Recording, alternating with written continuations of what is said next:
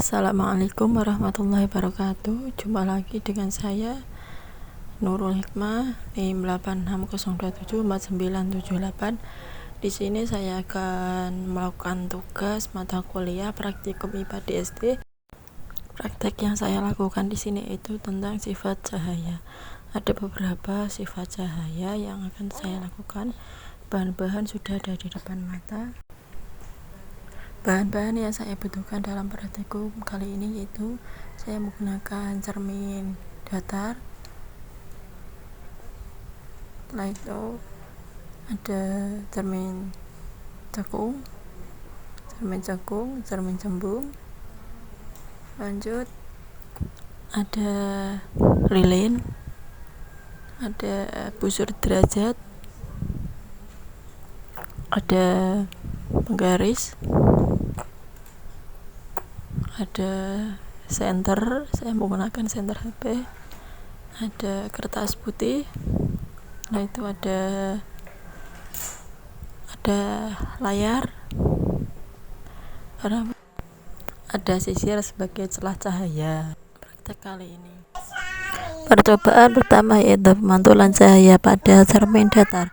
Langkah pertama yang akan saya lakukan yaitu melakukan pemantulan cahaya tanpa menggunakan cermin datar, yaitu saya menggunakan sisir sebagai celah cahaya.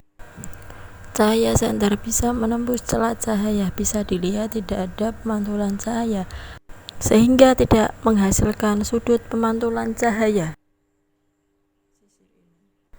Langkah kedua yaitu saya akan menggunakan senter, celah cahaya, dan cermin. Bisa kita lihat senter menembus celah cahaya dan menuju cermin datar sehingga bisa dilihat pemantulan cahaya menuju searah dengan senter. Selanjutnya saya akan melakukan percobaan dengan busur derajat. Bisa dilihat ketika I sudut datang sebesarnya 30 derajat, maka R sudut pantulnya 30 derajat juga.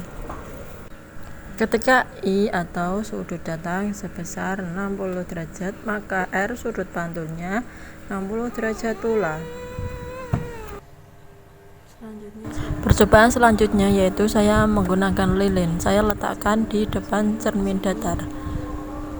Saya akan mengamati lilin itu. Ketika saya letakkan lilin di depan cermin datar, lilin bayangannya akan terlihat sama besarnya, tegak dan maya. Ketika lilin saya geser ke kanan, bayangannya akan terlihat sama, tegak dan maya. Ketika lilin saya geser ke kiri, bayangannya juga akan sama besarnya, tegak dan maya. Jadi sifat bayangan yang dibentuk oleh cermin datar yaitu bayangannya bersifat maya, tegak, dan bayangannya sama besar dengan benda aslinya. Jarak bayangan ke cermin sama dengan jarak benda ke cermin. Percobaan kedua yaitu pemantulan cahaya pada cermin cembung. Sifat bayangan yang dimiliki pada cermin cembung yaitu bersifat maya, tegak, dan diperkecil. Yang kedua terbentuk di belakang cermin. Yang ketiga benda terlihat semakin jauh dari cermin. Percobaan yang ketiga yaitu pemantulan cahaya pada cermin cekung. Sifat bayangan yang dibentuk pada cermin cekung yaitu yang pertama, jika benda di luar titik pusat kelengkungan atau P, maka bayangan P akan terbalik, diperkecil. Yang kedua, jika benda antara P dan F titik fokus, maka bayangan nyata akan terbalik dan diperbesar. Yang ketiga, jika benda antara F dan cermin, maka bayangan maya tegak dan diperbesar. Untuk jarak cermin dan lilin yaitu 5 cm. Dan untuk lilin ke layar yaitu 20 cm.